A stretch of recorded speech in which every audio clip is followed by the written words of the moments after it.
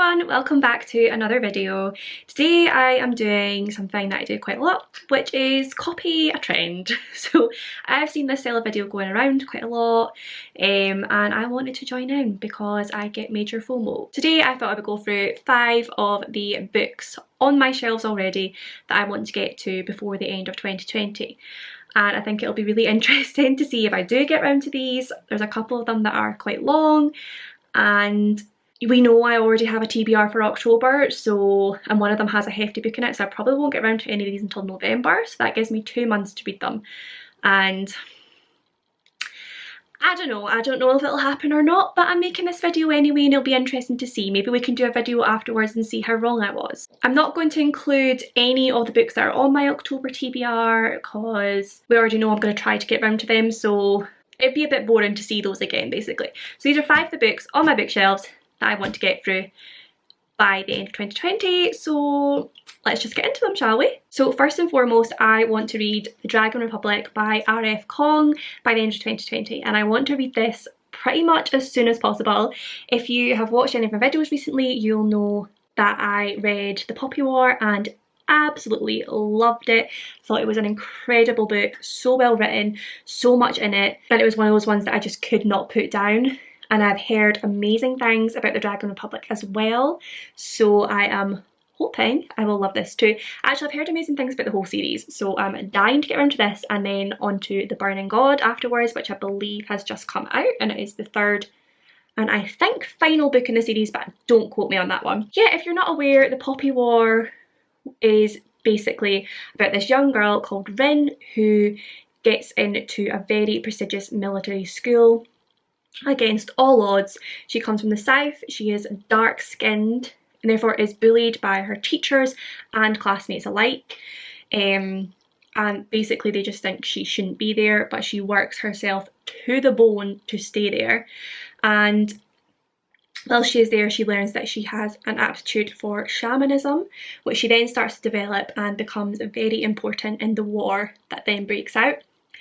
And I absolutely, as I said, absolutely adored The Poppy War. It is a grimdark fantasy and it is very dark, so as I've said in previous videos, do not read it if you are not up to that. There are a plethora of trigger warnings in there, as I've spoken about before. So yeah, it's not for the faint-hearted, and I'm pretty sure Dragon Republic will continue that. But the end of the first book was insane and I need to know how it continues. So yeah, this is a must read by the end of 2020. The second book that I want to get round to by the end of 2020 is Radio Silence by Alice Oseman. This was very kindly gifted to me a few months ago now by Maddie from Book Browsing Blog, and I have been dying to get round to it ever since. If you know me, you'll know that I absolutely adore the Heartstopper graphic novel series by Alice Oseman, but I have never read any of her prose, any of her novels, and this one is said to be amazing. And the blurb says, Frances is a study machine with one goal. Nothing will stand in her way, not friends, not a guilty secret, not even the person she is on the inside. Then she meets Aled, and for the first time she's unafraid to be herself. So when the fragile trust between them is broken, Frances is caught between who she was and who she longs to be. Now she knows that she has to confront her past, to confess why Caris disappeared. Frances is going to need every bit of courage she has. So I've heard only amazing things about this novel. I am really intrigued because Frances, the study machine, reminds me of my younger self. When I was in high school, all I cared about was getting good grades, and I worked myself to the bone to get those. And as I got older, I realised that that wasn't the most important thing in life. So it'll be interesting to see that and see how much I relate to that. It says that it deals with themes of identity and diversity, which are always very interesting to read about. Yeah, as we know, I absolutely love the Heartstopper series, and I love Alice Oseman as a person. Whenever I see any tweets by her, anything she says, she just sounds like such an incredible person and young woman. So I really want to see how her prose matches up to that. And once I finish this, hopefully I will love it and then move on to all of her other novels as well. The next book that I really want to get round to by the end of 2020 is The Familiars by Stacey Hall. You will notice I have not taken the sticker off of this one yet because it is from the works, and the last time I took one of these stickers off this kind of sort of material was Cinder, and it pulled like half the cover off, so I'm terrified to pull it. So I will pull it off at some point because I hate the look of these stickers on here, but I haven't had the bravery yet to do that. So the blurb for this one says, Lancashire 1612, Fleetwood Shuttleworth is 17 years old, married and pregnant for the 4th time, but as mistress at Gawthorpe Hall she still has no living child, and her husband Richard is anxious for an heir. Then she crosses paths by chance with Alice Gray, a young midwife who promises to help her give birth to a healthy baby. When Alice is drawn into the witchcraft accusations that are sweeping the northwest, Fleetwood risks everything by trying to help her. As the legendary Pendle witch trials approach and Fleetwood's stomach continues to grow, time is running out and both their lives are at stake. Again, I have heard only amazing things about this book. I think she has recently come out with another book, I want to say The Foundling possibly, and I've only heard good things about that too. This is one that has been on my list for a while. I actually very nearly requested it on NetGalley back when I was blogging when it first came out, but I'm pretty sure I didn't. But it obviously interested me at the time and has done ever since. I love a period setting, so anything set in the past I love to read about, especially if it's really well described and goes into great detail. I love to see the differences with the modern world. I've also always been hugely interested in ideas of witchcraft and witch trials in the past, so I'm interested to see how that is dealt with in this novel. It's one that I'm considering getting round to in October if I finish my DBR, which is unlikely, or if I get bored of the ones that are on there. I might get round to this one because it does not necessarily spooky vibes, but still that sort of autumnal Halloween atmosphere. So it is one that I might pick up this month, but if not, I definitely want to pick it up by the end of the year. I also love reading things set in the past for the feminist aspect. So of course with this, the idea is that she has to provide a healthy baby as an heir. As a woman, that's basically her job. I'm interested to see how that is handled in this novel, especially as it's written in the modern day, looking back with our ideas of feminism and gender today. So yeah, very much looking forward to getting round to this one. The 4th book that I want to get round to before the end of 2020 is Cinder by Marissa Meyer. Did just mention this, but I'm going to mention it again.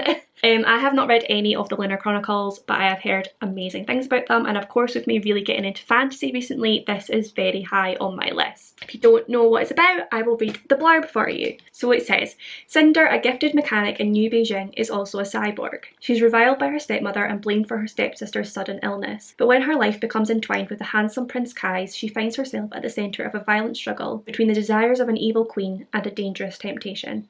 Cinder is caught between duty and freedom, loyalty and betrayal. Now she must uncover secrets about her mysterious past in order to protect Earth's future. This is not the fairy tale you remember, but it's the one you won't forget.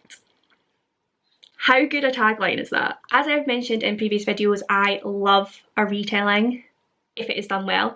So I love retellings, especially of fairy tales. I love a retelling of a fairy tale. I love when an author takes that story and uses it to create a completely different world, and especially to maybe make points about our society or things like that. But I just find it really interesting to read retellings of fairy tales and see how an author has taken that and warped it into their own idea of the fairy tale. And the fact that Cinder is a cyborg blows my mind, so I cannot wait to see how that is done. Of course, I think there are 4 or 5 books in the Lunar Chronicles, so I am planning to get round to the whole series, hopefully sooner rather than later. But yeah, once again, I've heard amazing things about this book. I have a lot of friends who love this series, so I'm hoping that I will agree with them, because sometimes I do and sometimes I don't. But yeah, cannot wait to get around to that one. The 5th and final book that I really want to get around to by the end of 2020 is The Starless Sea by Erin Morgenstern. Again, there's a sticker on here because I get scared to take them off, but it will come off at some point. If you've watched my videos for a while now, you will know that The Night Circus by Erin Morgenstern is one of my all-time favourite books. I did read that earlier this year and absolutely adored it, 5 stars. The biggest thing about it was the writing style that I loved, the lyrical writing. She just created such a magical atmosphere and I got completely lost in it and just absolutely adored it. I've heard mixed reviews of The Starless Sea. I've heard some people who absolutely adored it just as much as they adored The Night Circus, and I've heard other people really didn't like it. I think a few people I've ever seen have even DNF'd it, so a little bit worried about that, but hopefully I will adore it just as much as I adored The Night Circus. Again, I will read the blurb, so When Zachary Rollins stumbles across a strange book hidden in his university library, it leads him on a quest unlike any other. Its pages entrance him with their tales of lovelorn prisoners, lost cities, and nameless acolytes, but they also contain something impossible, a recollection from his own childhood. Determined to solve the puzzle of the book, Zachary follows the clues he finds on the cover. A bee, a key, and a sword. They guide him to a masquerade ball, to a dangerous secret club, and finally through a magical doorway created by the fierce and mysterious Mirabelle.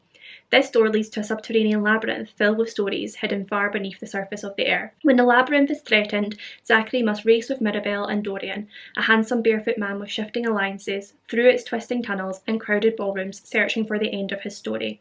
You are invited to join Zachary on the Starless Sea, the home of storytellers, story lovers, and those who will protect our stories at all costs. It sounds amazing. It sounds completely up my street. Again, it sounds so magical, and if she has the same lyrical writing style in this, I think it'll be amazing.